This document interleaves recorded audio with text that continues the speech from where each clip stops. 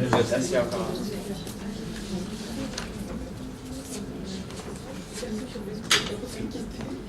On se met sur cette photo. Oui, c'est ça. Eh bien, bonsoir à tous. Merci d'être présents ce soir pour cette rencontre avec Jean-Pierre Siméon dans le cadre du cycle sur la traduction qui est organisé par l'Envolée culturelle. Donc, le TNP est très heureux d'avoir répondu à cette sollicitation. Donc, Jean-Pierre Siméon, qui est directeur du Printemps des Poètes et le poète associé au TNP, a réalisé la traduction des 3 textes du spectacle Ombre, qui est un triptyque irlandais à partir de 3 textes de Synge et Yeats, que vous connaissez peut-être, pour certains si vous étudiez l'anglais.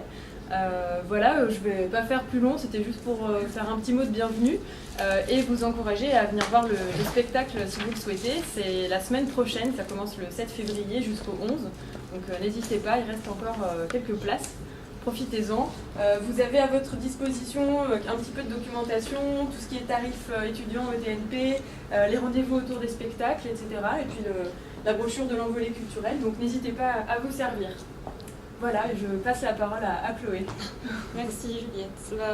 De nouveau, bonjour à tous et vraiment bienvenue. Merci beaucoup d'être là. Merci au TNP d'avoir permis cette rencontre et à l'université aussi. Merci à vous, Jean-Pierre Siméon. Et je voulais juste préciser que cette rencontre a lieu dans un cycle plus général de rencontres sur la traduction qui se prolonge demain. Et on rencontre, alors désolée, je ne suis pas spécialiste, on rencontre Thomas Davier sur la traduction des comics. N'hésitez pas à venir aussi. Et je voulais aussi préciser que... Bonjour. Excusez-moi, j'étais à côté. Pas de problème. Je voulais aussi préciser que même si j'anime officiellement la rencontre, n'hésitez vraiment pas à intervenir, à poser des questions, à demander des précisions durant la rencontre, même s'il y aura un temps d'échange à l'issue. On va peut-être commencer par vous présenter succinctement, mais vous me dites du coup si je dis absolument n'importe quoi. Vous êtes poète, mais vous êtes aussi agrégé de lettres modernes, enseignant, directeur du Printemps des Poètes et écrivain, que ce soit poésie, roman et bien sûr de pièces de théâtre. Alors on peut peut-être commencer par ça, cet intérêt pour le théâtre, qui est né, il me semble, de la rencontre avec Christian Schiaretti, qui vous a invité à être poète associé d'abord au Centre dramatique national de Reims et puis ensuite au Théâtre national populaire de Villeurbanne. Oui, et je me suis déjà expliqué d'ailleurs de cette histoire la dernière fois que je suis venu pour l'Envolée culturelle. Je ne sais plus, il y a 1 an ou 2, mais c'est une histoire qui a du sens par rapport à notre rencontre d'aujourd'hui, parce que ce qui m'a mené au théâtre, c'est pas un chemin direct. C'est-à-dire que moi, je me suis constitué comme poète, si vous voulez. Très jeune, j'ai publié de la poésie, j'ai fait un parcours de poète, même si j'ai écrit d'autres choses assez vite. À une période, j'ai écrit quelques romans, des nouvelles, etc. Mais enfin, le fond de mon travail, c'est la poésie depuis toujours, et ça n'a jamais cessé, et ça reste la colonne vertébrale de tout ce que je fais. Et c'est par là que je suis arrivé au théâtre, en fait, en raison de la demande très précise de Christian Schiaretti, l'actuel directeur du TNP, qui était à l'époque, donc quand il m'a sollicité, qui était directeur de la Comédie de Reims, le Centre dramatique national de Reims, avant donc de venir ici au TNP. Et j'en dis un mot, alors sans entrer dans le détail de notre rencontre et de l'histoire, puisque je l'ai déjà raconté. Il se trouve que Christian Schiaretti, dans les options possibles, dans les scènes théâtrales, dans le monde du théâtre, a depuis toujours, et de façon très constante, très obstinée, très claire, a depuis toujours le souci d'un théâtre de langue. C'est-à-dire d'un théâtre dont le ressort premier repose sur la langue, et pour le dire précisément, la langue poétique, n'est-ce pas? C'est-à-dire que pour lui, son théâtre de répertoire, tel qu'il le fait vivre d'ailleurs au TNP, il a comment on pourrait dire, pour prérogative première, de faire entendre la langue des poètes de théâtre. Ce qu'on appelle les poètes de théâtre, ça n'est pas un pléonasme, contrairement à ce que ça devrait être, mais ça ne l'est pas. C'est-à-dire ce qu'on appelle les poètes de théâtre, ce sont tous ces auteurs de théâtre dont le travail est fondé d'abord dans le travail poétique. C'est-à-dire que ce qu'il propose avant tout, c'est, on va dire, au-delà des nécessités et contraintes du théâtre, des demandes du théâtre, au-delà ou en deçà, je ne sais pas, qu'il propose, c'est une langue insolite, n'est-ce pas, dont le théâtre est le lieu du partage. Et donc, ça, c'est, si vous voulez, toute une tradition du théâtre qui remonte évidemment aux Grecs, n'est-ce pas? Puisque si Sophocle ou Euripide ne sont pas des poètes, que sont-ils, n'est-ce pas? Et ça traverse toute l'histoire du théâtre, bien sûr, du théâtre français, mais pas seulement. Mais dans le théâtre français, il y a une tradition très forte de ce théâtre-là, qui a même été prédominante à une période, et qui naît à la fin du XIXe siècle de façon très claire sous l'appellation de théâtre d'art, mais qui est incarné par Victor Hugo avant, ou Musset, etc. C'est-à-dire un théâtre dans lequel la fonction poétique est majeure, première. Ça veut dire comment préciser ça? Ça veut dire proportionnellement aux autres éléments constitutifs du théâtre. Puisque le théâtre est constitué évidemment du travail du corps, du travail de la voix, de l'espace, de la lumière, enfin tout ce qui fait le spectacle, n'est-ce pas?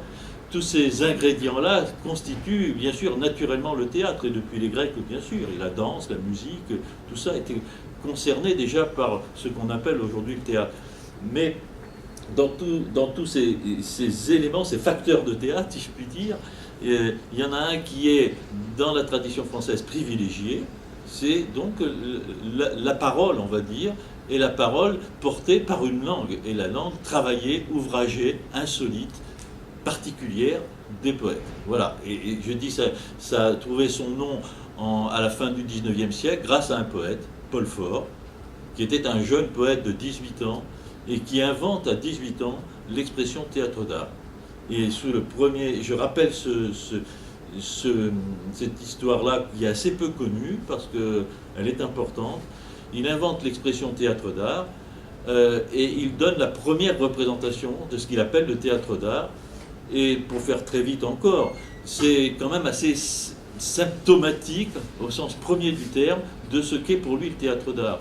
Il donne sur une scène du théâtre de Montparnasse, en 1880, je ne sais plus, 12 ou 15, je ne sais plus exactement, il appelle les gens à venir voir une représentation du théâtre d'art, et il donne à entendre, plus qu'à voir, il donne à entendre un grand poème dit par un grand comédien de l'époque, dans une scénographie absolument dépouillée, la plus dépouillée qui soit, parce que quasiment le plateau est nu, et avec une toile peinte au fond, par le peintre Paul Rançon, qui était un jeune peintre, que vous pouvez voir dans le musée d'Orsay par exemple, assez novateur à l'époque. Voilà. Et donc, si vous voulez, cette volonté de vider le plateau et de donner seulement la parole par un poème, un long poème, à un comédien, ça en dit long de parti pris. Et c'est évidemment un manifeste polémique, antagoniste, par rapport au théâtre qui triomphe à l'époque, qui est un théâtre d'effets, un théâtre de vedettariat d'acteurs, etc., comme on en a encore des avatars aujourd'hui, etc. Bref. Et donc, je vous le dis quand même pour l'anecdote, mais c'est aussi quelque chose qui est significatif. Le poème qu'il fait dire par ce comédien ce jour-là est un poème majeur de la poésie française, mais absolument pas connu à l'époque. Parce que son auteur était, ça va vous surprendre, mais absolument pas connu à l'époque, sauf de quelques réseaux de gens, on va dire, préoccupés de poésie. Et ce texte, c'est le bateau ivre d'Arthur Rimbaud. Voilà, ça c'est l'acte fondateur, très, très clairement, vous trouvez ça dans le récit de ça, c'est là que j'ai découvert tout ça, dans le cahier de l'association des amis d'Arthur Rimbaud. Voilà. Et donc, voilà ce que je voulais dire. Ça explique l'histoire du théâtre d'art, ça explique l'affiliation que revendique Christian Scarretti et comment lui, dans les années 90, tout début des années 90, prenant la comédie de Reims en main, choisit d'emblée d'incarner une position qui est le théâtre pour les poètes, le théâtre des poètes, sans galvauder le terme de poète, parce que beaucoup de gens diront « moi j'aime les poètes, mon théâtre c'est un théâtre pour les poètes », sauf qu'ils ne vont pas au bout des conséquences du terme, n'est-ce pas? C'est qu'on appelle un peu vite poète des choses qui ont un gentil côté poétique, n'est-ce pas? Ou une étrangeté, ou une sorte d'opacité un peu dérangeante. Là, quand on parle de poésie, on parle de ce qui est, évidemment, il faudra en dire beaucoup plus, mais de ce qui est proprement inhérent au poème, c'est-à-dire un premier travail, je dis premier au sens de primordial, dans la langue. Et hors de ça, toute appellation de poème est sans doute un peu excessive, sinon mensongère. Donc, Scarretti, faisant ce travail, cherche un poète. pour travailler avec lui au théâtre. Voilà. Et c'est comme ça qu'il me sollicite. Que moi, j'étais à l'époque un auteur de poésie. J'avais écrit un premier texte de théâtre, un monologue, comme il était prévisible pour un poète. Mais ce n'était pas mon engagement premier, c'était un désir comme ça, mais pas beaucoup plus. Et donc il m'invite à la Comédie de Reims, et là commence notre parcours commun entre poésie et théâtre, que continue au TNP depuis qu'il est arrivé au TNP. Donc ça fait pas mal d'années maintenant. Voilà une réponse un peu détaillée, mais ça mérite, je crois, Tout à fait, c'est très intéressant. Et pour parler plus précisément de votre dernière création, Ombre, mise en scène par Clara Simpson, est-ce que cette création que vous avez fait, la traduction, s'inscrit dans cette volonté de faire poésie au théâtre ? Mais oui, absolument. C'est-à-dire, quelle est la fonction du poète au théâtre, alors, pour le coup ? Elle a été d'abord, je vais y venir justement à ça, c'est que ce n'est qu'un des avatars de ma fonction, c'est celui auquel vous faites allusion. La fonction du poète au théâtre, en me demandant, mais qu'est-ce qu'un poète vient faire au théâtre, par exemple, je me demande. À mon avis, l'évidence, elle est grande, mais ça mérite d'être précisé apparemment. D'abord, le poète, il vient témoigner de son travail de poète. C'est-à-dire, quand je suis arrivé à Reims, moi, je passais des journées avec les comédiens. Et sans qu'il y ait d'enjeu productif, c'est-à-dire sans qu'on ait dit, tiens, on va travailler sur un spectacle, etc. Je passais des heures et des heures avec eux à lire de la poésie. Dans l'idée que dans la formation du comédien, et c'est vrai dans la formation permanente du comédien, la poésie est un aliment essentiel. Parce que la poésie, justement, permet à tout comédien d'avoir accès à tous les possibles de la langue. Car tous les possibles de la langue sont dans la poésie. Je pourrais même définir la poésie comme ça. La poésie, c'est l'expression de tous les possibles de la langue. Donc un comédien dont le premier métier, en principe, la première fonction dans son métier en tout cas, est de proférer des textes, n'est-ce pas, de l'écrit, ou de la langue, même si ce n'est pas écrit premièrement, n'est-ce pas, parce qu'on a vu toutes sortes d'avatars aussi là, eh bien, le comédien devrait travailler d'abord le muscle de la mâchoire, parce que la mâchoire ne travaille pas de la même façon quand elle dit un texte ordinaire ou quand elle dit un poème. Le souffle ne travaille, les poumons ne travaillent pas de la même façon. Et la réception du public n'est pas la même.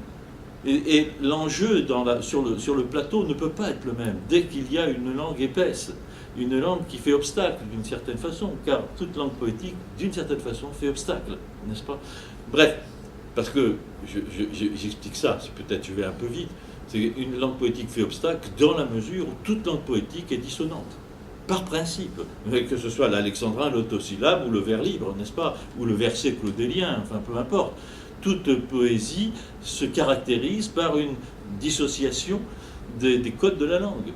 Donc ça fait forcément obstacle, forcément ça crée quelque chose, un trouble, n'est-ce pas? Bon, bref, donc mon premier travail, c'était d'initier, d'une certaine façon, des comédiens qui étaient très aléatoirement cultivés, on va le dire simplement dans ce domaine, à la poésie, et pas seulement à la poésie, à la prosodie classique, bien sûr, à la prosodie classique, mais aussi, et c'est à mon avis aussi important, aux prosodies contemporaines, c'est-à-dire aux formes poétiques, au rythme contemporain, aux choix qui ont été faits par les poètes depuis 100 ans.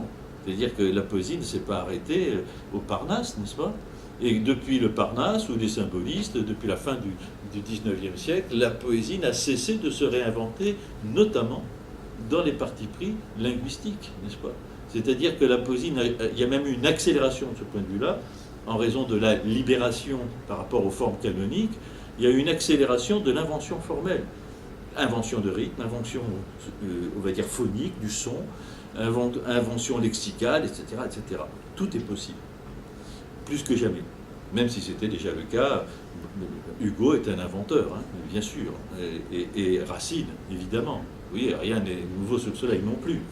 Bon, et donc, dans mes fonctions, il y avait ça, il y a eu un travail, par exemple, vers le public, voilà, aussi, pour faire vivre la poésie, et puis le but a été aussi de faire entendre le diapason du théâtre, de la poésie, pardon, dans le théâtre. Je veux dire, clairement, dans le lieu du théâtre, qu'il y ait des poètes qui viennent. Donc j'ai invité des amis poètes, des connus, des pas connus, des connus comme, je sais pas, Yves Bonnefoy, Jacques Roubaud, Jacques Réda, des grands poètes de ce temps que je connaissais, donc que j'ai conviés, et ils venaient pourquoi? Pour faire entendre leur poésie, hein. Vous voyez? Mais un spectateur est aussi à l'école du théâtre quand il entend la langue d'un poète. Vous voyez? Parce que forcément, il initie son oreille, il éduque son oreille à l'incongru de la langue. Condition indispensable pour accéder, je crois, au grand répertoire théâtral. Si on considère que le grand répertoire théâtral se distingue justement par l'incongruité de la langue, aujourd'hui comme hier. Bon, et alors, dans toutes mes fonctions, il y a eu aussi un travail, forcément, c'est attendu, prévisible, mais vous voyez, je disais les autres occurrences de mon travail avant, parce qu'elles comptent aussi, mais il y a évidemment le travail d'écriture. Ce travail d'écriture n'était pas premier. Schiaretti ne m'a pas demandé, quand je l'ai rencontré pour la première fois, il ne m'a pas dit « venez au théâtre, écrire du théâtre ». Il me dit, très franchement, la formule c'était « venez, soyez poète parmi nous ». Ce qui était beaucoup plus excitant pour moi, qui créait moins de malentendus au fond. On n'était pas dans un rapport de production, alors il allait me commander un texte, et puis après moi, il allait le monter, etc. Ça ne s'est pas passé comme ça, et c'était beaucoup plus sain, n'est-ce pas? Et les enjeux étaient plus profonds, d'une certaine façon. Et donc, il n'empêche que moi, immergé, moi poète, qui n'était pas un homme du théâtre, hein. Attention, j'ai fait un peu de théâtre quand j'avais votre âge, au lycée, à l'université, voilà, un amateur, vous voyez. Et j'étais un grand spectateur de théâtre depuis toujours, ça oui. Mais je n'étais pas un homme de théâtre au sens un homme de plateau. Donc, c'est étant comme ça, tout d'un coup, impliqué dans le monde théâtral, dans la fréquentation quotidienne, quasi, pas quotidienne tout à fait, parce que j'enseignais à l'université Clermont, mais enfin, j'étais beaucoup quand même à la comédie, et donc d'être immergé dans le monde du théâtre, fréquenter les comédiens, les éclairagistes, les costumiers, les scénographes, etc., ça me faisait rencontrer une pratique concrète du théâtre. Et cette pratique-là, cette conscience concrète des données concrètes du théâtre est essentielle dans le travail d'écriture que je mène après. Vous voyez, c'est-à-dire que c'est à partir de là que tout d'un coup, je me suis dit, j'ai envie d'écrire du théâtre. Écrire en poète pour le théâtre. C'est-à-dire que je ne trahis rien de ce qui est mon parcours, je suis poète, mais si j'écris pour le théâtre, ça ne peut être que pour faire entendre, il y a bien d'auteurs de théâtre depuis longtemps, de grands et des passionnants, et on ne m'a pas attendu. Mais moi, si on m'invite au théâtre, et si j'écris pour le théâtre, alors encore, cela a-t-il un sens que si je le fais dans la caractéristique qui est la mienne, en poète. Et qu'est-ce que ça veut dire écrire en poète au théâtre, il y a maintenant 20 ans, mais aujourd'hui même, n'est-ce pas? Qu'est-ce que ça veut dire? Et il y a si on répond à cette question, il faut être prudent. On peut répondre facilement des bêtises. Bon, bref, donc, je me suis mis à écrire des textes de théâtre, en poète. Voilà.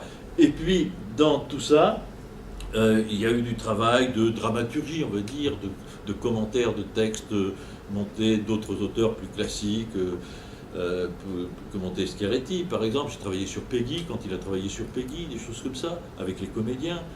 Et puis, il y a eu déjà et c'est arrivé assez vite, des travaux de traduction. Par exemple, à un moment, il a été question de traduire des chansons de Bertolt Brecht. Voilà. Donc, Christian m'a demandé, est-ce que tu veux, parce qu'ils n'étaient pas satisfaits des traductions disponibles, est-ce que tu veux retravailler ça? Ça, je l'ai fait. Voilà. C'est Nada Strankar qui après a fait un spectacle de ça avec Christian. Et donc, dans toutes ces fonctions du poète au théâtre, il y en a une qui est naturelle d'une certaine façon, c'est la traduction. Avant d'arriver à la traduction, il y a cette étape différente, mais la traduction, je l'ai pratiquée par ailleurs comme poète sur la poésie. Vous voyez, là on parle du monde du théâtre, mais bien sûr, a été assez sollicité comme tout poète, en tout cas tout poète qui est déjà un peu constitué et reconnu, sollicité pour traduire. Voilà. Mais en ce qui concerne le théâtre précisément, il y a eu aussi cette période qui se poursuit aujourd'hui et qui est même très très présente dans mon travail au TNP, où on a, avec Christian, inventé autre chose qui ne relève pas de la traduction, qui ne relève pas de la création originale, et dont on a trouvé le terme, parce qu'il me semblait mieux convenir, que vous avez peut-être entendu, je ne suis pas sûr d'ailleurs, le terme de variation. Et ce travail, je l'ai fait sur Sophocle. C'est-à-dire qu'un Christian m'a demandé, il y a maintenant pas mal d'années, d'écrire un jour, il me dit, écris-moi écris-moi ton Philoctète. Philoctète étant une pièce de Sophocle, n'est-ce pas? Écris-moi ton Philoctète. Ce qui ne voulait pas dire traduit, parce que je suis incapable de traduire le grec, je ne suis pas helléniste, n'est-ce pas? Et ce qui ne voulait pas dire non plus invente quelque chose de... Écris ton Philoctète, écris Philoctète. Alors, on le sait, le théâtre est un palimpseste, et de Racine à Molière, à Corneille, à Musset, on a cessé, les auteurs de théâtre, même Brecht et Heiner Müller, etc., les auteurs de théâtre n'ont jamais cessé de réécrire les textes précédents, de les refaire pour en donner des tas d'exemples. Et donc, le travail, il consistait pour moi à inventer ma façon. Donc, qu'est-ce que j'ai fait pour Philoctète? J'ai pris le texte de Sophocle, j'ai lu 2 ou 3 traductions très différentes, avec des partis pris très opposés, comme ça. Me remettre d'abord la pièce dans la tête, reprendre, en récupérer le schéma, les grands motifs, etc. Et ensuite, je l'ai écrit. J'ai réécrit la pièce dans ma langue. C'est-à-dire que là, et c'est intéressant pour des linguistes, si vous êtes linguiste, il ne s'agit pas exactement d'un problème de traduction, ou alors, il s'agit bien d'un travail de passage d'une langue dans une autre, mais pas tant d'une langue dans une autre, parce qu'il ne s'agit pas pour moi de passer du grec au français, du grec ancien au français, peu importe. Il s'agit plus subtilement et de façon plus complexe de passer d'une poésie dans une autre, n'est-ce pas? C'est-à-dire, c'est comme si je laissais la poétique très frappante, très grande, insurpassable sûrement, de Sophocle, qu'elle soit traduite ou pas, il y a une poétique de Sophocle. Et que je transposais, qui est une manière de d'équerrer aussi, n'est-ce pas, de traduire, de transposer l'objet, la pièce de Philoctète, dans ma propre langue poétique, celle que je m'étais inventée déjà au TNP bien avant, en écrivant d'autres textes, notamment Stabat Mater Furiosa, c'est-à-dire quoi? Une langue poétique pour le théâtre d'aujourd'hui, dans la langue de mon temps, en vers libre, sans ponctuation, une langue qui a sa propre rythmique, ses propres couleurs peut-être, qui ne renonce pas à la métaphore, etc. etc. Donc, voilà un travail qui a été important. Et vous avez effectué sur Antigone et Électre, et là je suis en train de travailler, puisque c'est pas fini, il me demande de faire Ajax. D'accord. Voilà, pour continuer. Donc en ce moment je suis en train d'écrire mon Ajax, de travailler sur Ajax. Voilà, et alors maintenant on arrive à cette autre fonction, il y en a d'autres, hein. Je dirige une revue au TNP, la revue du TNP par exemple, c'est pour vous dire quel est le rôle du poète au théâtre. Ben, voilà, j'énumère, et je les rencontre comme aujourd'hui par exemple, n'est-ce pas, etc. Mais dans tout ça, il y a évidemment, puisque mon objet, je l'ai dit tout au début, vous comprenez que ce long passage, et pour arriver à cette justification-là, mon objet, moi, au théâtre, c'est pas d'être comédien ni metteur en scène, c'est de travailler sur la langue. Donc le jour où il y a besoin d'une traduction, c'est peut-être bien à moi qu'on peut se référer. On peut se référer à un linguiste. Je veux dire un linguiste qui est purement linguiste, qui a une connaissance supérieure de la langue visée. Et évidemment, si on ne se réfère pas à un linguiste, mais à un poète, ça veut dire que c'est autre chose qu'on dise. Ce choix dit beaucoup. C'est en raison de quoi? Alors, c'est évidemment Clara Simpson, comédienne du TNP, elle-même irlandaise, passionnée de sa culture et de son pays, bien sûr, qu'elle porte vraiment profondément. C'est elle qui décide d'amener sur le plateau en France 3 textes qu'elle considère fondateurs de la littérature théâtrale irlandaise, et qu'elle décide de rassembler, donc 2 pièces, une pièce de Yeats et 2 pièces de Synge, d'accord?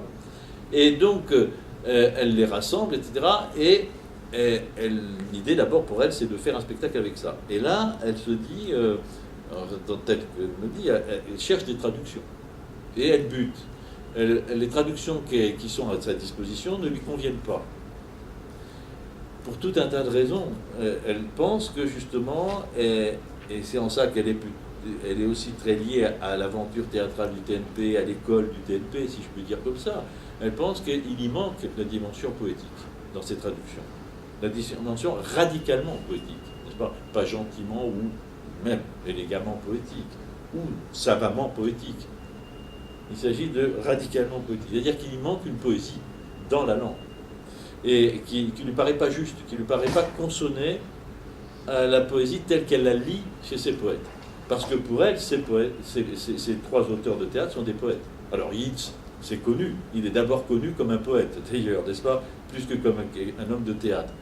Synge, on considère comme un auteur de théâtre, mais c'est un auteur de théâtre profondément poète, n'est-ce pas, puisque, quels que soient les motifs, effets et tout ce qu'on peut dire dans le contexte historique de l'écriture théâtrale, etc., ce qui caractérise, c'est, d'ailleurs il en joue, il en parle dans le début de...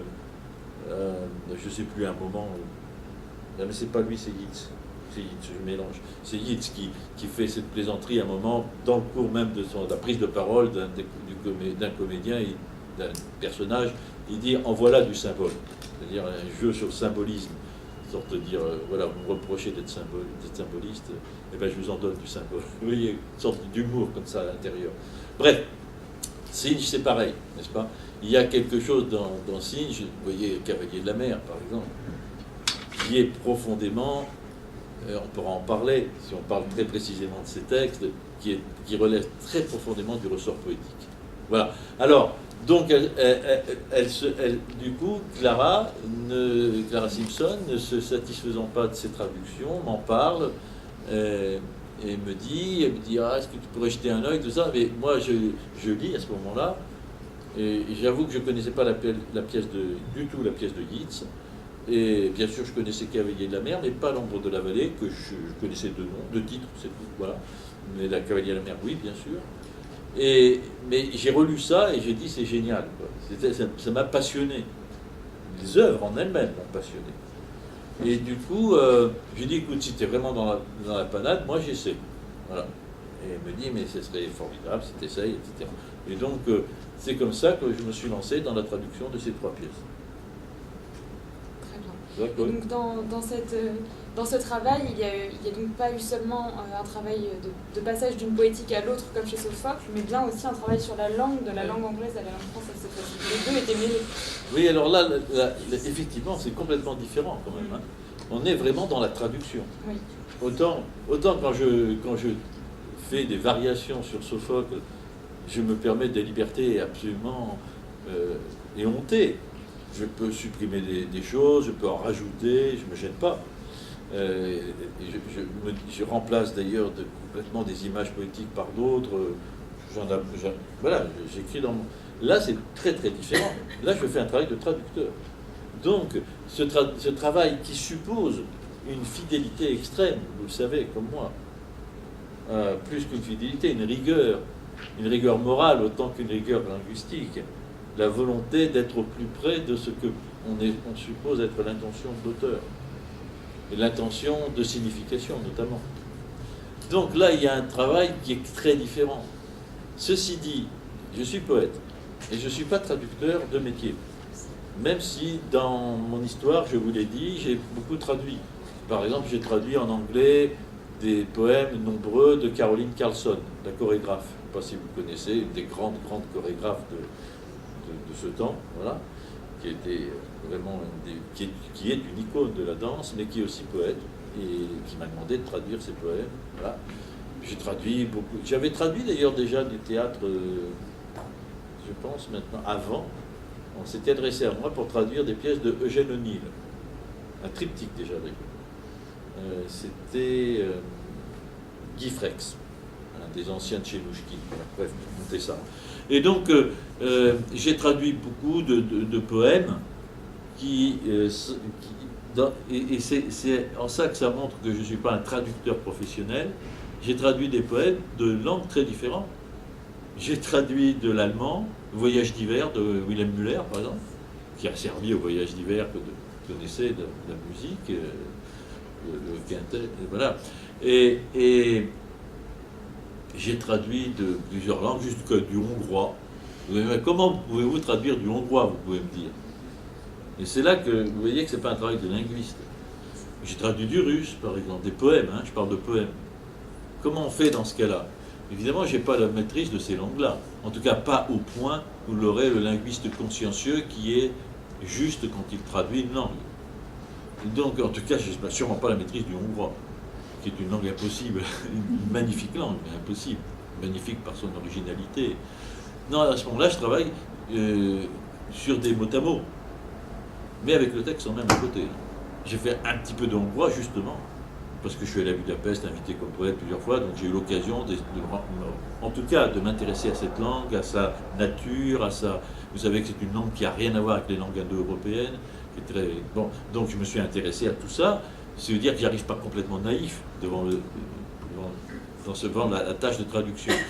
Voilà, puis j'ai pu traduire, avec des Russes, c'est un peu différent parce que j'ai un peu appris le russe, même si je serais incapable de parler en russe ici, mais suffisamment pour en comprendre la logique, la tonalité. Je suis allé souvent en Russie, j'ai entendu la langue russe beaucoup, je l'ai dans l'oreille, vous voyez.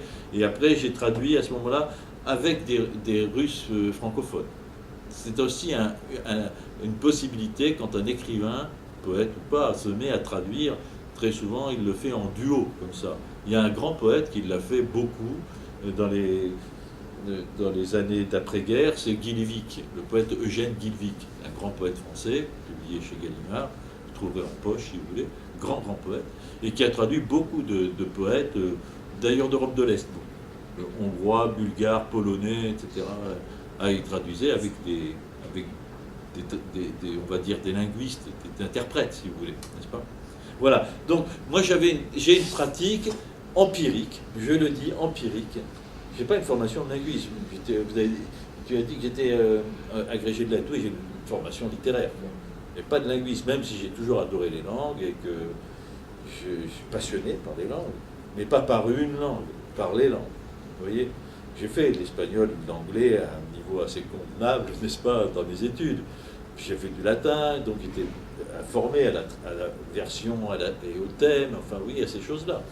La question de la langue me passionne de toute façon, au-delà de ces circonstances que je dis ici, ces conjonctures-là, enfin, elle me passionne parce que je suis poète.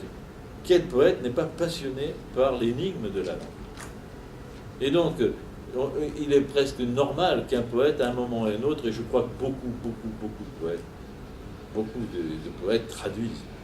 Regardez, depuis Baudelaire jusqu'à Yves Bonnefoy. Yves Bonnefoy, c'était le grand poète français qui vient de mourir. Yves Bonnefoy, une des grandes parties de son œuvre, c'est ses traductions, notamment de Shakespeare. Et je connais parmi les poètes, combien j'en connais qui traduisent, qui ont ce goût, cet appétit de la traduction. Mais maintenant, il faut dire les choses donc très clairement. Et il peut y avoir 1000 façons de se positionner devant la question de la traduction. Et celle du linguiste, du pur linguiste, est une façon, je vais le dire tout de suite, respectable. Non seulement respectable, mais heureusement qu'on les a. Ils traduisent quand même la plupart du grand répertoire littéraire. Et Dieu sait qu'il y en a des grands traducteurs, qui peut-être ne sont pas poètes ou romanciers ou écrivains, mais quand on arrive à un certain niveau, je crois, de traduction, de travail sur la traduction, on est aussi créateur. Mais c'est un débat compliqué, j'ai participé à tellement de débats et de tables rondes sur cette question, sur le statut du traducteur. Bon, bref. Et donc, en ce qui me concerne, pour être très clair, je ne suis pas un linguiste. Voilà. Et je traduis avec mes risques et périls, en n'étant pas, par exemple, pour l'anglais, ça peut être, j'ai beau avoir effectivement, j'ai fait à l'époque, c'était pas la formation comme aujourd'hui, j'ai fait l'anglais jusqu'à l'agrégation, donc j'en ai fait quand même beaucoup, depuis la 6e jusqu'à l'agrégation, et je me débrouillais bien, donc j'ai une bonne connaissance de l'anglais écrit. Je lis de l'anglais tous les jours, d'ailleurs, pour mon plaisir. L'anglais anglais ou américain. En ce moment, je relis Dylan Thomas pour mon plaisir. Voilà, donc l'anglais est dans mon univers, si vous voulez. Mais n'empêche, je ne suis pas du tout un spécialiste. Je serais capable de donner un cours en anglais. Donc, c'est une connaissance complètement autre que j'ai de la langue. Pas savante, mais on va dire empathique. Vous voyez? Donc subjective. donc impure du point de vue universitaire. Notre professeur pourrait dire impure de ce point de vue-là, n'est-ce pas? Parce que pas rigoureuse, et en même temps, quand même, éprouvée. Vous voyez? Et donc, je finis là-dessus. Donc, ma position, elle est très claire. Je sais qu'il y a une part de ce que je fais qui est vraiment risquée, aventureuse. Mais c'est vrai de tous les poètes qui se mêlent de traduction. Il faut se dire à ce moment-là que, bien sûr, pour ce qui concerne de la légitimité, on va dire, objective de la saisie de la signification, voilà, il faut avoir la caution d'un linguiste, quoi. Là, pour le coup, c'était la caution de Clara Simpson, qui est la meilleure des linguistes, puisqu'elle est complètement bilingue. Mais alors complètement, n'est-ce pas? Donc, c'était passionnant, n'est-ce pas? Et c'est vrai qu'après mon travail de traduction, mais quand même qui globalement a été adoubé, sur un certain nombre de points, on a pu retoucher, réajuster. Mais moins tant d'ailleurs parce que j'aurais fait une erreur objective du point de vue du savoir, que parce que le choix que je faisais ne tenait pas forcément compte d'un arrière-plan des mots, de formules, ou un arrière-plan culturel, historique, ou plus compliqué que ça. Quand je dirais culturel, au sens de la culture éprouvée et vécue par une Irlandaise qui est Clara Simpson, qui n'est pas la culture irlandaise au sens abstrait du terme, mais du vécu. Vous voyez? Bon, voilà. Par contre, ce que je traduis peut-être mieux qu'un traducteur. Et ça, je le dis sans forfanterie, mais ça serait vrai de tout poète, pourrait dire ça. Ce qu'un poète peut traduire, il peut faire des erreurs, il a besoin de la légitimité du linguiste. Là, c'était Clara, mais il faudrait quand j'ai fait le voyage d'hiver, par exemple, vous voyez, je suis pas. Alors là, je suis encore beaucoup moins savant en allemand qu'en anglais. J'avais le texte allemand, que je suis quand même capable de me débrouiller, à dépatouiller comme ça. Mais là, pour le coup, je me suis appuyé sur des traductions littérales, mais absolument littérales. Je ne voulais pas de traduction littéraire. Et j'ai obtenu une traduction absolument littérale. Et ensuite, une fois que j'ai fait mon travail, je l'ai fait lire par un universitaire lyonnais, d'ailleurs, spécialiste de cette époque-là, qui m'a dit d'ailleurs, très franchement, je n'ai quasiment pas fait d'erreur, au sens objectif comme ça. Moi, j'avais un mot à mot, donc... Mais voilà, l'apport du poète dans la traduction. Alors peut-être qu'il y a cet apport-là qui est inégalable. Ça ne veut pas dire qu'on a toujours besoin. Ça ne veut pas dire qu'on en a toujours besoin.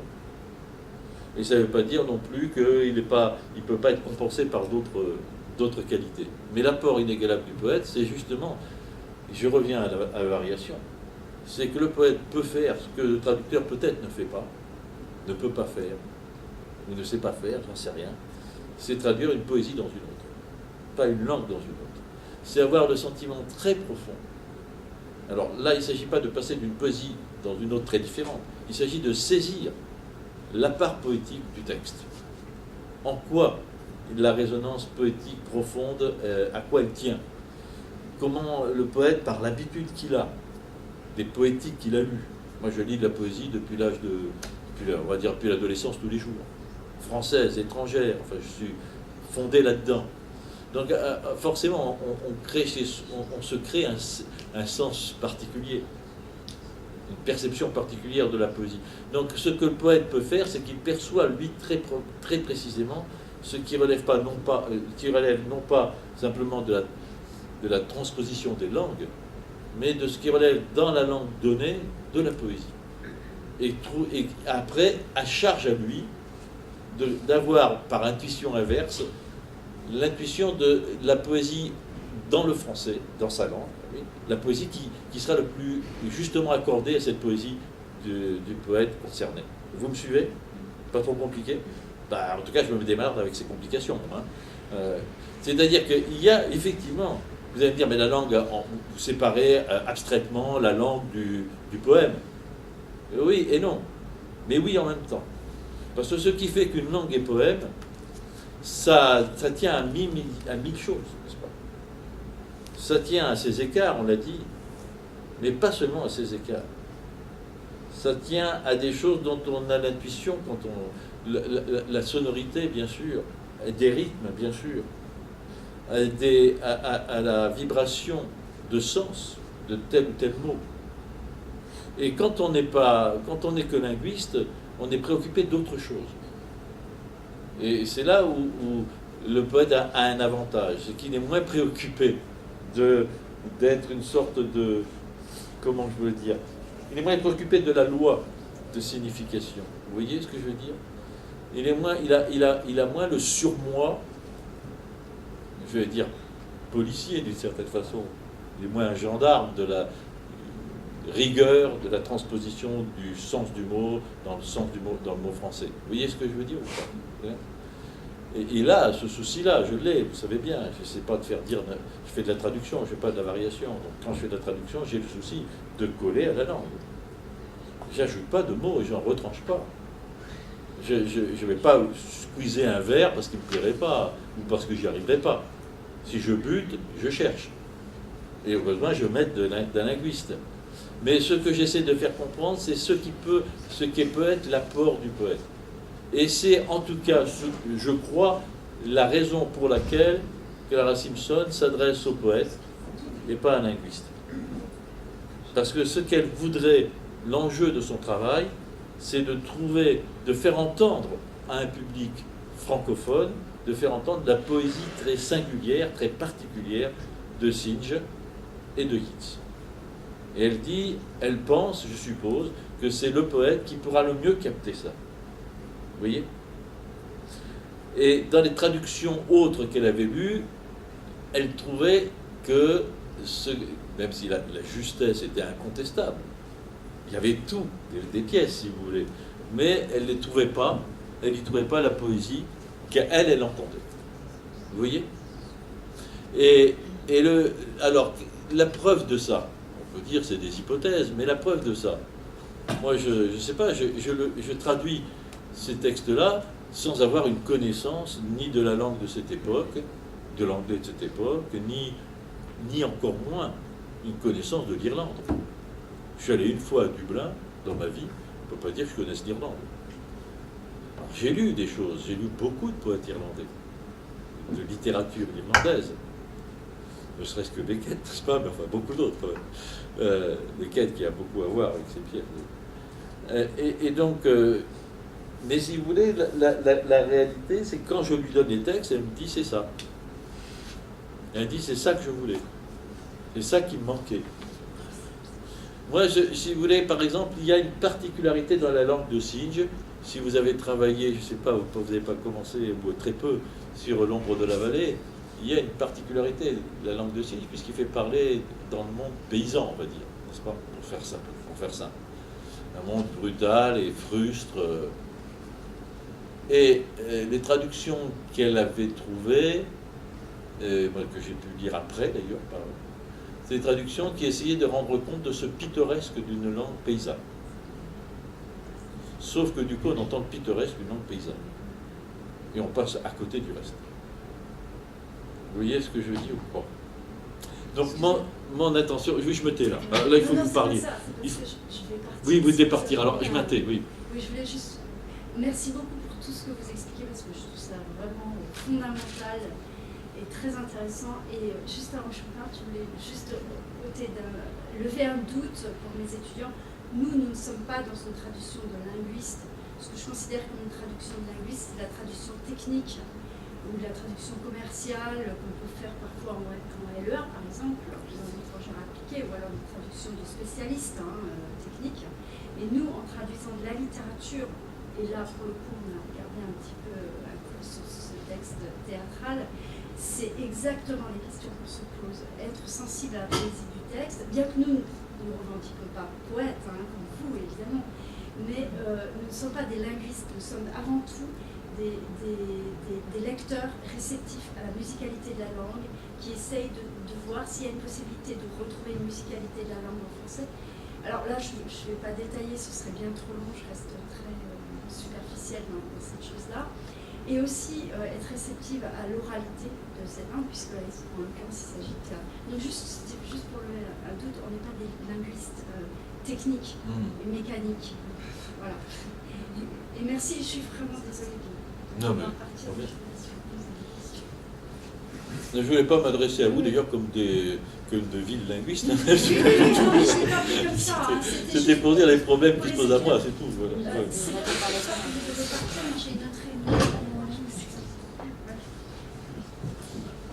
Mais justement, c'est intéressant ces questions d'oralité, et vous avez déjà un peu répondu, mais comment on fait pour traduire un texte de manière littérale avec la fidélité qui vous tient à cœur, tout en transposant une poétique qui parfois dans justement des sons de la langue anglaise et d'un certain rythme, et qu'on peut difficilement basculer tel quel en français? Est-ce qu'on en invente d'autres? Oui, et ça c'est une question la plus compliquée qui soit, parce que si ça voudrait dire que si je répondais à cette question, c'est que je suis absolument au clair, avec une distance froide, avec ça, avec le processus qui est en jeu là, et donc je suis capable de le décrire, de dire voilà ça se passe comme ça, et je vais vous dire j'en sais rien. Ça relève beaucoup de l'intuition, ça relève beaucoup de la sensation. C'est-à-dire que moi je lis le texte anglais et je perçois des choses. Je perçois, il y a des choses qui me frappent particulièrement, effectivement, à l'oreille, à l'œil, dans l'imaginaire, dans la sensibilité concrète du corps, par exemple, la nature d'image notamment, n'est-ce pas, un climat, et c'est pas conscient. Vous voyez, mais ça c'est le fait même de l'écriture poétique. L'écriture poétique, elle est, pour vous dire un peu schématiquement aussi, excusez-moi, mais elle est double, quoi. Je ne suis pas le premier à le dire. Elle relève d'une maîtrise, contrairement à ce qu'on croit. Le poète n'est pas dans un laisser-aller comme ça, aveugle, n'est-ce pas, il n'écrit pas dans la transe, vous savez, cette transe comme ça, les yeux révulsés, tout d'un coup, la chose lui viendrait au bout des doigts. Non, le poète est tout à fait, quand il écrit, il est dans un qui-vive par rapport à la langue, à tout ce qu'il va écrire, produire de langue, il est dans un qui-vive absolu. C'est-à-dire, il est attentif à tout de la langue, comme nul d'entre nous ne l'est dans la vie ordinaire. C'est même ce qui fait le poète. C'est que quand il utilise la langue, il est soucieux de tout. Du son, de la forme du mot, de la lettre, tous les possibles du sens, des rythmes, des liens entre les mots, des résonances, enfin de tout à la fois. Des soupirs, des silences, c'est-à-dire c'est même extravagant. C'est pour ça qu'un poète, quand il écrit un mot, il écrit un monde.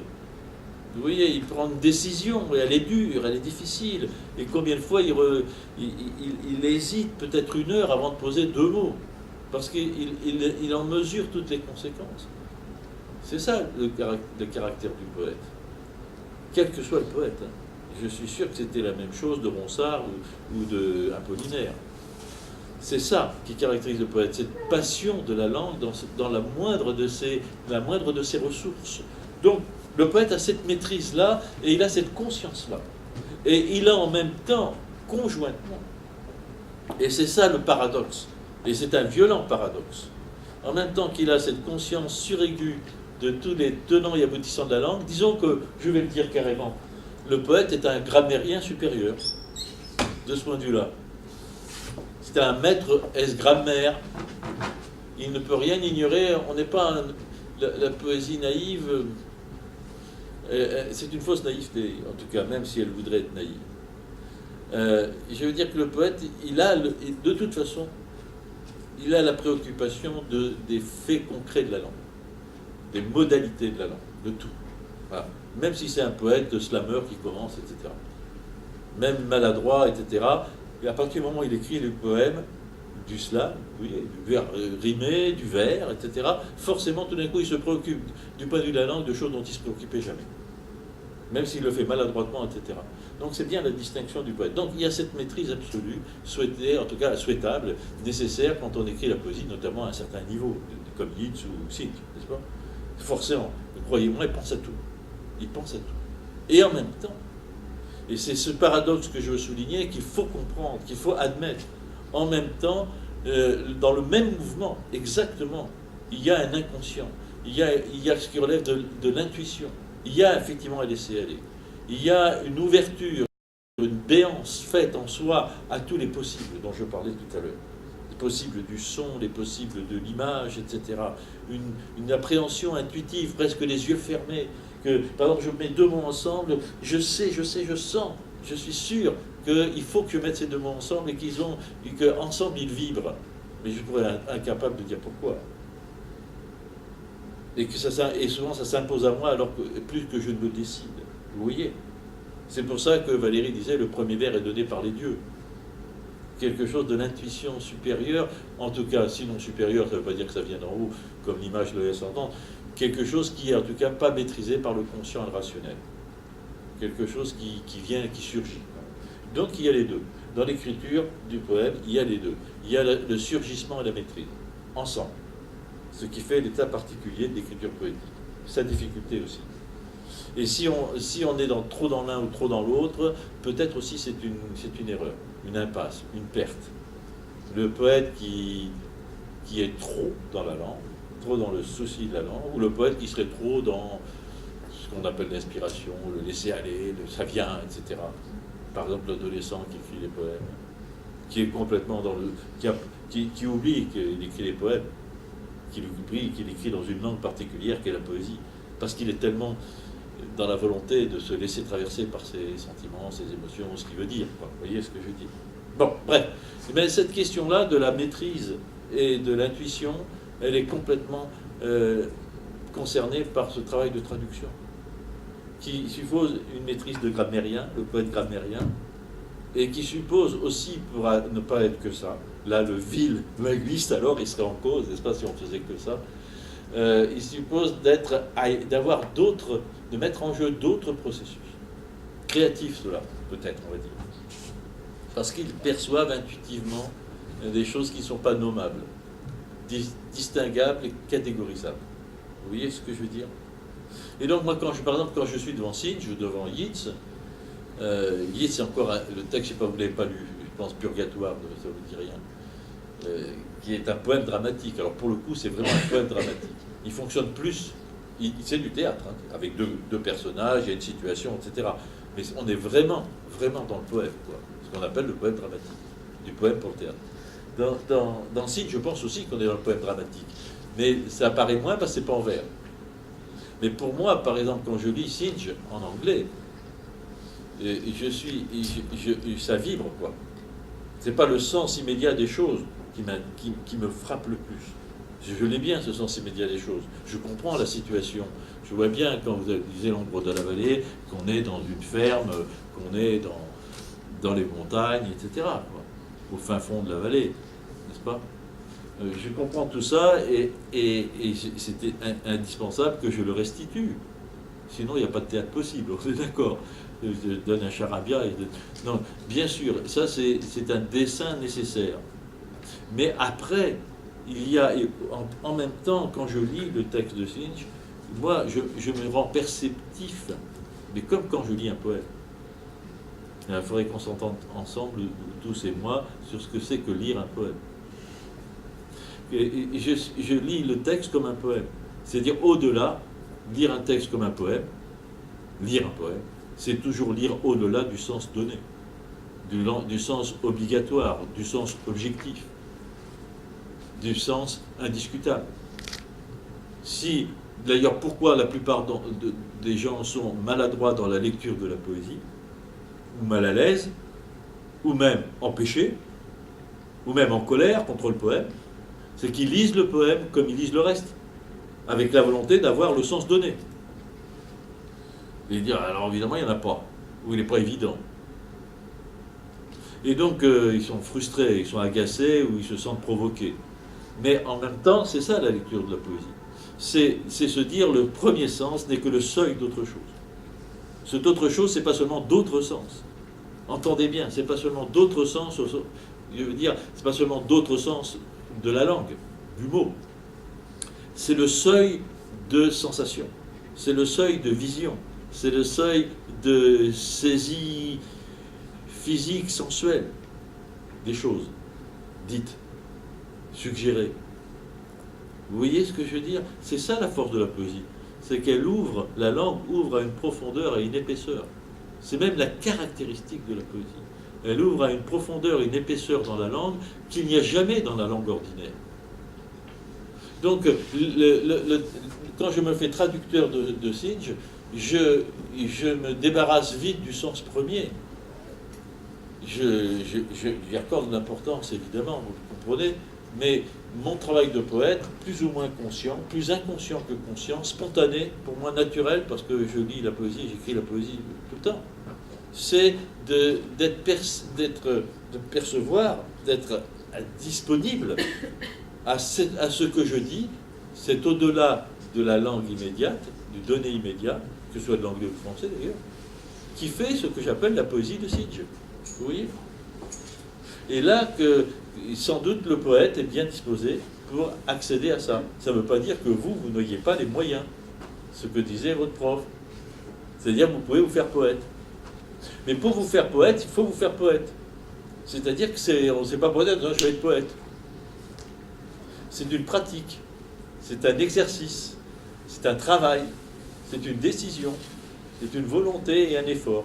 Un effort. Car la facilité, je veux dire plus que la facilité, l'accoutumance.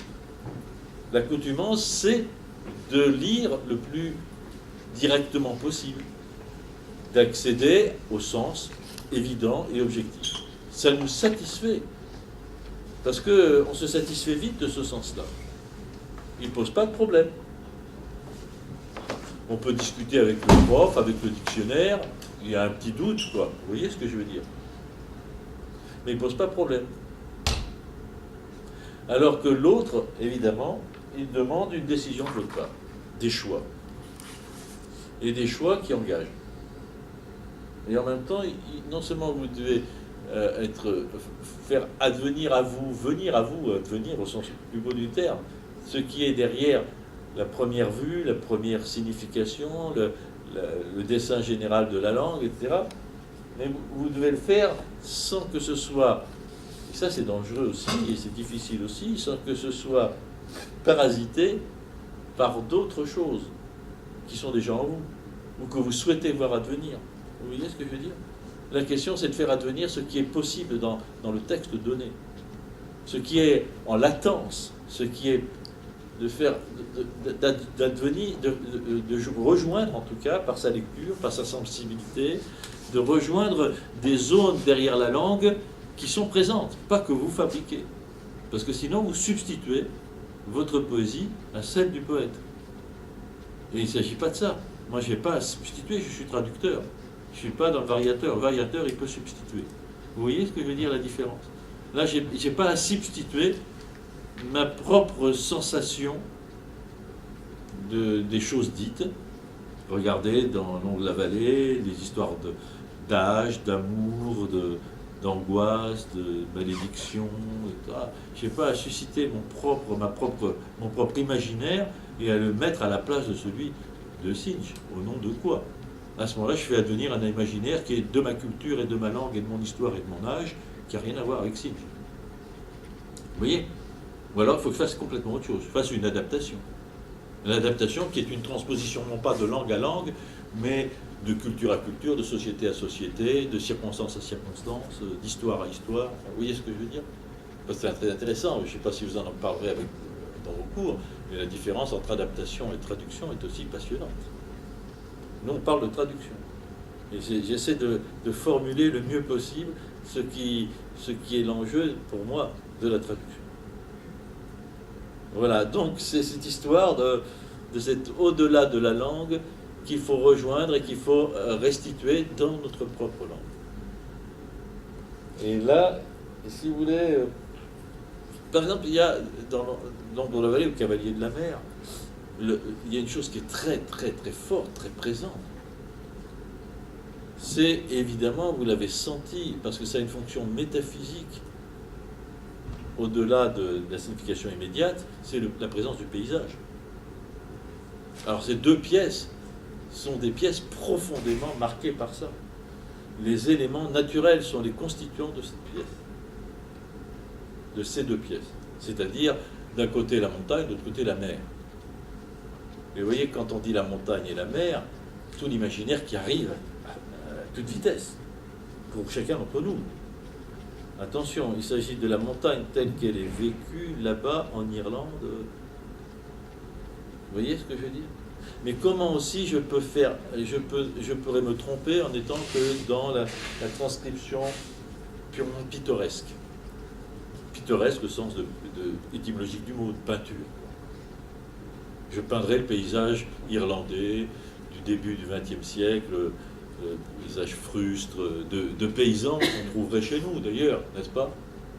D'ailleurs, je crois qu'une des traductions cherchait une langue constituée de patois français. Pour essayer de retrouver ça. Pour ma part, je pense que c'est une erreur. Et je respecte cette hypothèse, il faut bien essayer un peu tout. Hein. Et puis, c'est magnifiquement fait en plus. Magnifiquement fait. La question, elle n'est pas là. La question, je ne pense pas ça juste. Parce que moi, je pense que c'est pas là que ça se passe. Donc, la question, c'est comment ce paysage-là, j'en renvoie pas à des stéréotypes de la lande irlandaise, vous voyez, ou de la mer d'Irlande, mais que j'essaie de trouver dans ce paysage-là la composante qui ne relève pas, qui vient de l'Irlande, mais qui relève d'un universel humain. Qu'est-ce que nous dit à nous? Et ça me passionne, c'est ce qui me frappe le plus. Qu'est-ce que nous dit à nous la violence de la solitude dans la montagne, qui est toute présente dans l'ombre de la vallée, mais qui est faite d'ombre et de lumière, qui est faite de creux, de bosses, de marches, de traversées douloureuses, de mort dans la nature froide. On a tout ça. Et regardez tout ce que je suis en train d'énumérer. Vous voyez quelle poétique ça suggère, qui n'a rien à voir avec l'Irlande, forcément. Pas spécifiquement, en tout cas. Bien sûr, c'est présent dans ce paysage.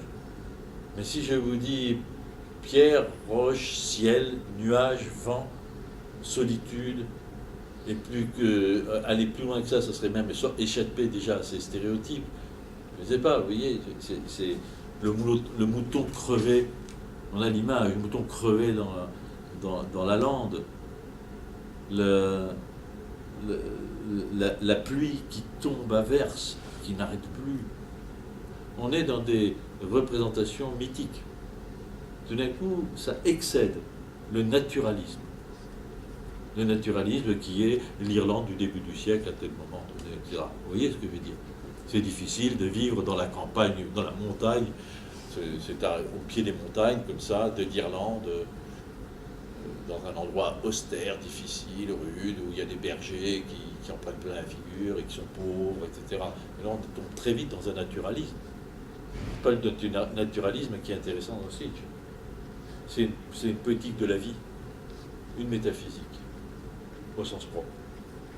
Mais qui est tellement anglaise ou britannique, pas anglaise, parce que là, Clara m'arracherait les cheveux, les yeux et les cheveux.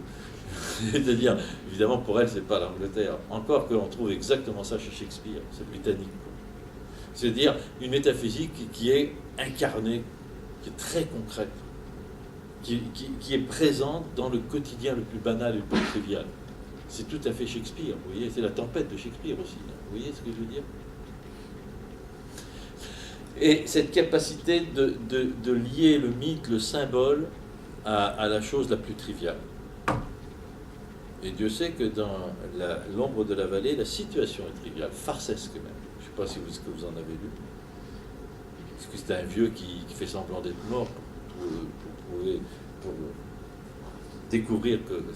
pour découvrir sa femme qui le trompe, qui fantasme qu'elle le trompe, enfin elle le trompe probablement. Mais elle a toutes les raisons aussi. Enfin bref, peu importe, mais ça c'est une histoire de surface, évidemment. Mais derrière tout ça, ce qui est bien plus présent, c'est le vent, c'est le noir, la nuit présente tout le temps. C'est la mer qui est loin, mais qui n'est pas si loin, puisqu'il y en a un qui vient de la mer. Et on en parle de la mer. Ouais, vous voyez, ce sont ces éléments primordiaux qui sont ces éléments bruts comme ça, ramenés à des rythmes essentiels, pour reprendre l'expression de Mallarmé, des éléments concrets ramenés à des rythmes essentiels, à leur nature essentielle. C'est ce qu'on va trouver après dans ce dénuement, dans cette radicalité, si on vient de radicalité, on va trouver des décennies après chez Beckett. Voilà pourquoi il y a une filiation entre ces textes que vous lirez peut-être ou que vous viendrez voir au TNP et Beckett et Joyce, évidemment. Et justement, quelle est-elle? Qu'est-ce que l'esthétique de Beckett enfin, comment cette esthétique a influencé la traduction et la création de livres? C'est-à-dire que influencer, je ne sais pas, moi je traduis Synge et Yeats avec Beckett dans l'oreille. Eux, ils n'avaient pas Beckett dans l'oreille puisqu'ils ont fait naître Beckett. Mais ce que me permet de lire Beckett, c'est de lire ce que Beckett me permet de lire au-delà du naturalisme, etc. C'est justement quelque chose qui est présent dans la littérature irlandaise fondamentalement, de façon fondatrice, plus que ces arguments pittoresques. Et là, le pêcheur, la mort en mer, vous voyez ce que je veux dire? Les grandes landes battues par le vent, enfin, on va très vite tomber dans les stéréotypes de carte postale. Qu'est-ce qui est plus fondamental? Ce qui est plus fondamental, que moi je ressens, et qu'on va trouver chez Beckett, c'est l'affrontement absurde à des forces inhumaines, matérialisé par un paysage qui est contraire à l'homme, et dans lequel l'homme, pourtant, est non seulement inscrit, mais dans lequel on pourrait dire comme il est inscrit comme l'arbre, il a ses racines. Il en fait partie. Il fait partie d'un monde qui le dénie. D'où la tragédie. Vous voyez? C'est la tragédie beckettienne. Mais ça va peut-être là, non? J'en dis trop, non? Vous m'arrêtez, hein? C'est tout à fait intéressant. Et aussi, je voulais revenir, vous avez parlé d'éléments naturels et à la fois de douleur, de symboles, de trivialité. J'ai l'impression qu'il y a vraiment ces deux dimensions qui n'arrêtent pas de se croiser, de se concilier. Et justement, comment faire dans le texte même, dans la traduction, pour concilier à la fois cette dimension très lyrique avec un certain naturalisme? Est-ce que ça vous a posé problème ou pas du tout? Oui, ça pose. C'est juste, ça pose problème parce que on ne peut pas tomber dans un lyrisme échevelé, même s'il y a un lyrisme chez ces deux auteurs, chez Synge, dont on parle particulièrement là. Il y a un vrai lyrisme, mais ça, et là il faudrait que vous en parliez avec Clara Simpson, notre irlandaise. Ça, c'est typiquement quelque chose que nous avons du mal à saisir, nous occidentaux. La porte s'ouvre plus. La porte sur la gauche. Ouais, vous ne pouvez pas sortir, c'est dommage. Mais ça va. Et donc, oui, je crois qu'effectivement, c'est un vrai problème. Parce que nous sommes des enfants de culture, une sorte de rationalité qui exclut les termes entre eux. Nous avons besoin de catégories, de cloisonnement, d'identification stable. Alors que cette littérature-là, mais on trouverait des équivalents très différents dans d'autres littératures, en Amérique du Sud par exemple, avec le réalisme magique. Vous voyez dans le mot réalisme magique, qui est une des caractéristiques, une des littératures du XXe siècle en Amérique du Sud, réalisme magique, l'expression pour nous est impossible. Pour un Français, pour un cartésien que nous sommes. C'est l'oxymore, quoi. Voilà. En fait, dans la littérature britannique, il y a cette chose-là qu'il faut qu'on arrive à faire admettre par le public. Et même quand j'ai assisté à des répétitions, la question se pose. Quelle représentation, quel code on donne au public? Parce que si on verse dans un naturalisme, il faut tenir les deux. En fait, il faut tenir les deux. Naturalisme et lyrisme. Symbolique, et métaphysique et trivialité. Tout à la fois. Et c'est la caractéristique, le génie de cette littérature-là, dont nous ne sommes pas capables. C'est pour ça que je parlais de Shakespeare. Shakespeare, il est là-dedans. Regardez comment Shakespeare, il peut passer du trivial, du pur trivial, de la comédie et de la farce au pur tragique. Vous trouvez ça dans Hamlet, hein? Et donc, c'est profondément le génie, la perception du monde génial, du propre génie de la littérature anglo-saxonne, et notamment irlandaise. Et moi, j'essaie de rendre ça dans notre langue, qui est hostile, pas seulement la langue, mais la langue en partie, mais aussi une autre façon de sentir le monde. Comment nous, spectateurs français, nous admettons ça? Vous voyez, par exemple, L'ombre de la vallée, lisez-la, vous verrez, cette pièce est plus problématique encore que les autres. Parce que L'ombre de la vallée a une dimension mythique, évidemment. On voit bien que c'est une dimension métaphysique très forte, immédiate. Il ne s'agit que de mort, non? C'était très violent. Et cette femme, à la fin, elle est chassée de chez elle. La jeune Nora, enfin, assez jeune encore, par ce vieux qui n'en veut plus, etc. Et elle va à la mort, puisqu'elle va dans un monde hostile, sans rien. Et c'est annoncé quasiment depuis le début. Donc, il y a toute cette dimension-là, mais il y a aussi, si on prend la pièce au premier degré dans la première lecture, c'est une farce. C'est une farce à la Molière, hein. Puisque le type, le vieux, il fait semblant d'être mort. Il est sous son drap, et même à un moment, il était... Vous savez, quand il se réveille, je ne sais pas si vous avez pas lu cela, à un moment, il se réveille... Sa femme est partie, et donc il n'en peut plus, il sort de sous son drap. Il y a le vagabond qui est là, qui croit qu'il est mort aussi, et qui donc est terrifié parce qu'il voit le mort qui se dresse. Il est terrifié aussi parce que le mort est présent dans le monde celte. Le mort est toujours là, il peut toujours revenir. Nous, on ne le prend pas comme ça. Nous, on le prend comme la farce de Molière, le type qui sort de sous la table en disant « Ah ah, je suis pas mort ». Et en fait, lui, et la farce est liée vraiment parce qu'il dit j'en pouvais plus, j'avais une mouche sur le nez qui me chatouillait. Et il fallait pas qu'il bouge, puisque. Mais c'est complètement de la farce à la Molière. Et en même temps, on est dans une dimension absolument beckettienne.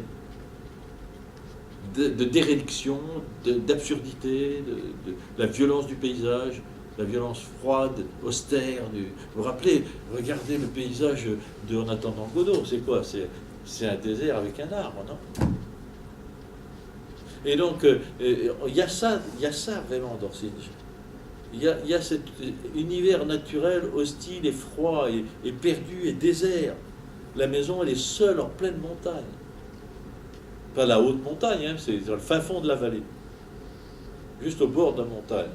Mais loin, la vallée, le bout de la vallée, il est ailleurs.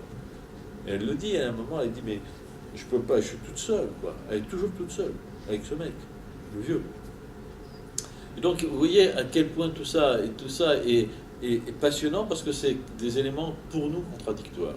Dans quel registre on est? La farce ou la tragédie? Dans le drame ou la comédie? Vous voyez? Dans la caricature ou la subtilité? Rien n'est dit, rien n'est simple. Après, on peut se poser aussi, sur le statut des personnages, plein de questions. Ils sont tous ambigus, ils sont tous étranges. Le vieux, c'est un vieux barbon, comme on trouve des barbons autrefois dans la littérature classique chez nous. Le vieux barbon désagréable, moche, très vieux, qui a une jeune femme qui l'a eu par intérêt, hein, parce qu'elle s'est mise avec lui pour pas crever de faim, c'est tout. Voilà, il y a ça. Mais en même temps, ce type, il n'a pas que les côtés négatifs, si on lit bien. Il a un côté, en tout cas, pitoyable au bon sens du terme. Il est cassé par la vie, il est vieux, il est fatigué, et la situation est absurde. Il était obligé d'avoir cette jeune femme. Et forcément, cette jeune femme, elle ne peut pas, quand des jeunes gens passent, elle ne peut pas y être indifférente, c'est naturel. C'est juste même. Et il y a un absurde de la situation. Et donc un drame derrière. On n'est pas que dans la farce. Presque une tragédie. Parce que le vieux, il la fout dehors. Sauf qu'en la foutant dehors, il se condamne à mort aussi. Parce qu'il est très vieux. Et qu'il n'aura pas les moyens de subvenir à... C'est elle qui faisait tout. C'est dit dans le texte.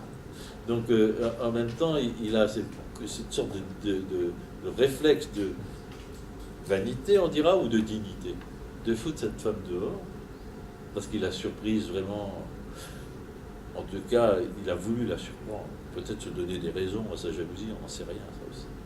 En tout cas, il la fout dehors, et en la foutant dehors, ok, elle lui dit, mais tu te condamnes. Elle lui dit d'ailleurs les yeux dans les yeux.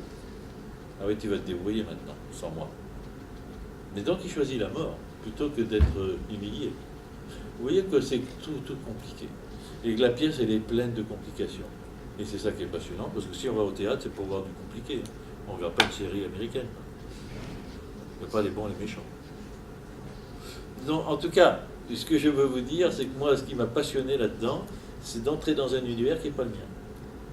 Dans une compréhension du monde qui n'est pas la mienne. Et là, la parole de Clara Simpson est importante. Ceci dit, on l'a eu après, la parole. Moi, j'ai eu telle intuition de ces choses-là. Et on n'a plus beaucoup de temps, mais peut-être une dernière question. Pourquoi justement avoir voulu réunir ces 3 pièces? Pourquoi un triptyque? Et est-ce que vous les avez traitées de manière indépendante, ou est-ce que justement cette contradiction que vous soulignez permet de lier les 3 Alors, le choix de lier les 3, c'est évidemment pas moi, c'est Clara Simpson. C'est elle qui les a choisis. Sauf que la question est tout à fait passionnante pour moi, pertinente, parce que moi j'ai été mis devant le fait accompli. Elle me donne les 3 pièces. Et dans un ordre d'ailleurs. Et moi je les ai traduits dans cet ordre. Et à un moment on a dit est-ce qu'on change l'ordre? Il y a eu un grand débat, puis au bout du compte, après plein d'hypothèses, on est revenu à l'ordre initial. C'est sa première intuition, elle, en fait. Et moi je l'ai lu dans cet ordre-là, et ce qui m'est apparu en lisant, et ça je vous jure que c'est vrai, c'est immédiatement le lien entre les 3. La consonance, il y a un dénominateur commun profond entre les 3. Même celle de Yeats, qui est différente formellement, on va dire, puisque les 2 autres sont en prose, celle de Yeats c'est en vers, évidemment, y compris en anglais. On sent que ça consonne, que ça parle de la même chose, au-delà. Et de quoi ça parle? Moi, je vous dirais c'est comme toutes les grandes tragédies, quoi, des grands archétypes, des grandes questions de la mort, évidemment, de la perte, de la mémoire, des générations, dans les 3 pièces. Des générations, des transmissions impossibles, enfin, c'est des grands archétypes qu'on trouve dans toutes les grandes tragédies. L'amour impossible aussi, l'amour perdu, mais pas au sens de Roméo et Juliette, hein, dans une fonction plus générale, plus universelle, un sens plus général du mot amour ici. Il y a quelque chose, parce que je parle par exemple dans le Cavalier de la mère, la MERE, elle a perdu tous ses enfants. Je crois que c'est 6 enfants, on mort en mer, et on assiste à la mort du dernier, qui se perd, alors qu'elle l'annonce au début, mais s'il sort, il va mourir, elle le sait. Et donc, oui, enfin, voilà. Ouais. Et ça a contribué au titre, Ombre? Eh bien, Ombre, c'est vrai que là aussi, c'était un grand débat. C'est pas moi qui ai trouvé le titre, c'est bien Clara. Mais quand elle m'a dit, je dis c'est évident, au pluriel. Parce que le terme est magnifiquement polysémique, enfin, il dit tout. Il y a l'ombre, la vallée, bien sûr, mais il y a toutes les ombres symboliques, n'est-ce pas? Évidemment la mort, mais aussi les morts qui ne sont pas morts. D'ailleurs, la première pièce de Yeats, c'est un père avec son fils, et il l'amène au lieu où il a tué son propre père, et la maison a brûlé. Mais il voit, et c'est l'enjeu de la pièce, il voit réapparaître sa mère et son père. Et il les voit revenir comme dans un cauchemar, alors que là c'est apparemment vrai, reviennent sans cesse. Parce que c'est comme des fantômes qui hantent un lieu. Parce que ça s'appelle purgatoire. Ils sont dans cette zone impossible où ils ne peuvent pas rejoindre l'enfer ni le paradis. Et ils revivent sans cesse la scène primitive, au sens psychanalytique, puisque c'est la scène où le père enfante la mère. Enfante le fils, celui qui parle, qui est le père en fait du fils à qui il parle. Vous voyez, c'est un jeu très subtil, très complexe, passionnant. Et là, tout le monde va être ému par ce texte, c'est pas possible. Parce qu'il dit presque rien, il est incroyable, il est court, ça fait 10 minutes je crois, et la langue est éminemment poétique, ça oui, elle est très elliptique. D'ailleurs, le vieux qui parle, qui s'appelle Le Vieux lui-même. On ne comprend pas trop ce qu'il dit, parce qu'il mélange les plans, les âges. Lui, il dit qu'il a tué son père quand il avait 16 ans, et il a son fils à côté de lui qui a 16 ans. Vous voyez? Alors à un moment, on ne sait plus qui parle de quoi. Et on ne sait plus si c'est vrai ou si c'est pas vrai. S'il voit vraiment les fantômes ou s'il ne les voit pas, ou s'il les entend. Il entend les galops du sabot, les battements du sabot sur le gravier. C'est le galop du cheval qu'avait son père quand il est revenu de la taverne pour retrouver sa mère, qui était à l'époque une jeune femme, etc. Et donc, enfin bref, tout ça est très imbriqué, très mystérieux, la langue est très elliptique, enfin c'est très très étonnant. Je ne sais plus pourquoi je parlais de ça. Pour le titre. Ouais, pour le titre. Donc, oui, là c'est plein d'ombre en fait, puisqu'on voit les morts qui reviennent. C'est-à-dire, effectivement, oui, c'est pour ça que je veux dire, les morts, il y a des morts, ouais, mais les morts reviennent. Et les morts sont présents même quand ils sont plus. Par exemple, dans le Cavalier de la Mer, les morts sont là tout le temps. Et dans l'ombre de la vallée, la mort est là comme toujours dans l'arrière-plan. On parle de mort. On parle d'un type mort fou dans la montagne. Et la mort est toujours présente, d'autant que le vieux fait le mort. Mais il n'est pas mort. Mais enfin, il va mourir. Vous voyez? Et tout le début de la pièce, on ne sait pas s'il est mort ou pas. D'ailleurs, elle n'ose pas le toucher. Et quand arrive le vagabond, elle dit: tu ne veux pas le toucher pour voir s'il est mort, mais personne ne veut le toucher. Vous voyez, donc, on ne sait pas s'il est vivant ou mort. Et donc, la question des 3 pièces, c'est ça. Qui est vivant, qui est mort? Et vraiment, la vérité de tout ça, c'est on vit avec les morts. Nous sommes tous vivants, habités des morts. Et il faut que ce soit ainsi. Voilà ce que disent ces pièces. Nous ne pouvons pas faire l'impasse de ça. Et d'ailleurs, si on veut les oublier, ils nous rattrapent. Voilà, pour moi, comme je lis tout ça. Je vous conseille d'aller voir ces pièces. Je vous assure, moi, je les adore. Je ne connaissais pas. Je dis Cavalier de la Mer, je ne connaissais pas. C'est magnifique. Ça dure 1h30, vous serez passionnés. Est-ce que vous avez des questions ou des réactions? C'est l'heure d'aller manger. Hein. Vous parlez souvent de passer d'une poésie à une autre et vous n'avez jamais utilisé le mot style. Le mot Style. Style.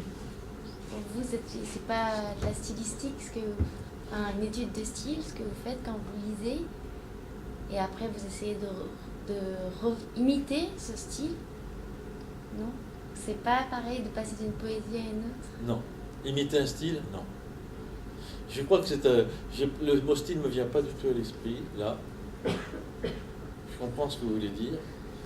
Alors, c'est-à-dire que c'était tellement connoté, le terme de style, pour nous, dans notre enseignement, à l'université, etc. C'est un terme qui relève trop de la vieille rhétorique et qui réduit trop la langue à une forme, à des enjeux formels. Alors, c'est vrai qu'on a dit aussi le style c'est l'homme, donc c'est pas que la forme. Vous savez ça. Mais moi le terme style me gêne un petit peu parce que ça relève plus d'une esthétique, une virtuosité, on va dire, la manière de la langue. Bien sûr, un écrivain a son style, c'est vrai. Sa manière de marcher, sa manière d'être, son accent. Et je dirais plutôt que style, je dirais ça un accent. Par exemple, une langue, chaque langue a son accent. Mais attendez bien, je ne parle pas de langue étrangère ici. Chaque langue de poète a son accent. Si vous voulez, il y a un accent Prévert comme il y a un accent Aragon. Ce n'est pas du tout le même. Hein. Il y a autant de différences entre l'accent dans la langue française, entre l'accent Aragon, l'accent Prévert, l'accent Césaire. Voilà. Chacune de ces 3 poétiques ont un accent qui sont aussi différentes que l'accent d'allemand et d'espagnol. Vous comprenez, dans la même langue. Et qu'est-ce que font les poètes? Ils inventent des accents différents dans la langue. Et c'est ce que vous appellerez un style, moi j'appellerais un accent. Une manière particulière d'être de la langue. Une manière d'être comme vous l'êtes, quoi. Vous voyez? Comme vous avez des manières d'être, des humeurs, des états. Il y a des jours où vous courez, il y a des jours où vous marchez, c'est le même corps. Mais on peut faire beaucoup de choses de son corps, on peut danser ou marcher pour aller d'un endroit à un autre, n'est-ce pas? Enfin, de la langue, on peut faire tout comme ça. Est-ce qu'on sent l'accent Siméon dans les 3 pièces. Est-ce qu'on sent? Oui.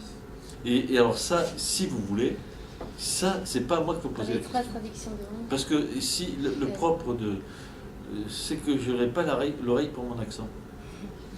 Alors que quiconque, par contre, est un lecteur habitué de littérature, il lui peut le dire. Alors je pense que oui, parce que c'est ce que dit Clara, il y a l'accent siméon. Et ce qu'il faut, et ce que j'espère, c'est qu'il ne soit pas trop marqué. Parce que pour le coup, ça serait indu. On ne serait plus dans la traduction. Qu'il y ait une cohérence entre ce que j'écris et dans la langue que j'utilise quand je traduis, c'est presque inévitable. Ou alors il y a une vraie tricherie, vous voyez, il y a une sincérité. Mais si c'est trop marqué, alors du coup, là il y aurait trahison. Parce que je substituerais un accent à un autre et je ne cherche pas ça. Le fait est, il faudrait que je trouve dans ce qui est mon accent, ce qui se rapproche le plus possible de l'accent de Sinj. Vous voyez ce que je veux dire? Mais c'est une très bonne question et très délicate, mais moi je suis absolument incapable de le dire. Par contre, c'est quand même ce que vous dites est très intéressant, parce que quand on regarde des traductions par de grands auteurs, de grands poètes, de théâtre ou de romans, de poésie, souvent, justement, leur accent est très présent. Mais c'est aussi passionnant. Si vous voulez, c'est forcé. Le théâtre grec a été traduit par ou par exemple, Shakespeare traduit par Bonnefoy. Il y a un accent Bonnefoy, c'est clair. Hein. Alors, c'est aussi légitime aussi, d'une certaine façon. Parce que, je sais pas, moi, Rilke traduit par Armel Guerne, qui était un grand poète français, enfin, française en tout cas. Moi, je trouve que cette traduction-là est plus belle que les autres. Mais évidemment, c'est un poète et il y a quelque chose de son accent. Vous voyez ce que je veux dire? Mais la question, là, je ne sais pas d'ailleurs s'il faut porter un jugement de valeur. Est-ce que c'est bien ou pas bien? Moi, je pense que j'essaierai d'éviter, moi, que dans mes traductions, il y ait trop mon accent. En même temps, quand je traduis des poèmes, c'est inévitable. Je crois. C'est-à-dire qu'il y a quelque chose de ce que intérieurement je ressens dans la langue, et ce qui me séduit dans la langue, et ce que j'aime dans la langue, ce que j'aime faire advenir dans la langue, que forcément je retrouve même quand je traduis. Vous voyez? Donc c'est peut-être aussi, est-ce que c'est un défaut? Je dis attention, je joue en valeur. On pourrait dire, est-ce que c'est un défaut ou est-ce que c'est un avantage quand c'est pas un linguiste, au sens, même sans parler du vil linguiste, n'est-ce pas, mais un bon linguiste. Quand c'est pas un linguiste, mais quand c'est un poète qui traduit, un poète vraiment constitué, qui a déjà une œuvre, etc., est-ce qu'il n'y a pas un danger qu'on substitue d'une certaine façon une poétique à une autre? Autant dans la variation, je le fais consciemment et librement et je jouis de ça, autant là, j'essaie d'éviter. Mais en même temps, c'est inévitable. Et ça, je crois que ce serait... Enfin, en tout cas, Clara Simpson, qui connaît très très bien tout ce que j'ai écrit, connaît très bien mon théâtre, en tout cas, et puis de ma poésie aussi, etc. Donc, quand elle lit ça, je crois qu'elle le dit, oui, il y a quand même un accent siméon. Donc, ça veut dire c'est sui generis et qu'on n'en sait rien, quoi.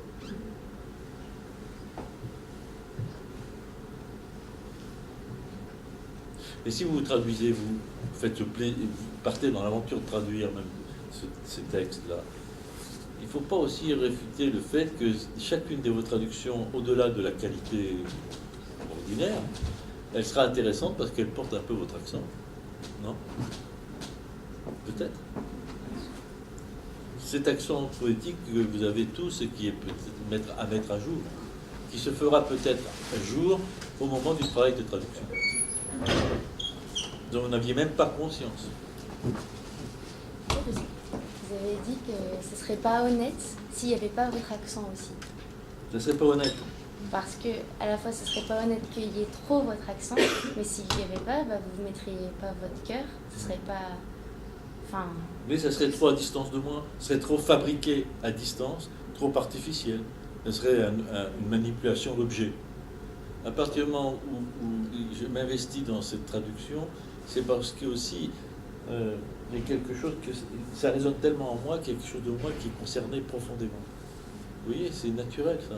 C'est des choses simples que je dis, parce que si vous le prouveriez vous en écrivant. Je crois. C'est-à-dire si vous traduisez quelque chose qui ne vous intéresse pas, ou si vous traduisez quelque chose qui vous intéresse. Mais écoutez, c'est facile, hein. Traduisez une consigne de la RATP ou de la SNCF et traduisez un poème d'amour. Hein. Et vous verrez que votre rapport ferait le même travail de traduction. Faites-le, vous verrez. Votre rapport est immédiatement différent, vous le savez bien. Et forcément, peut-être les mêmes mots, vous ne les traduisez pas de la même façon.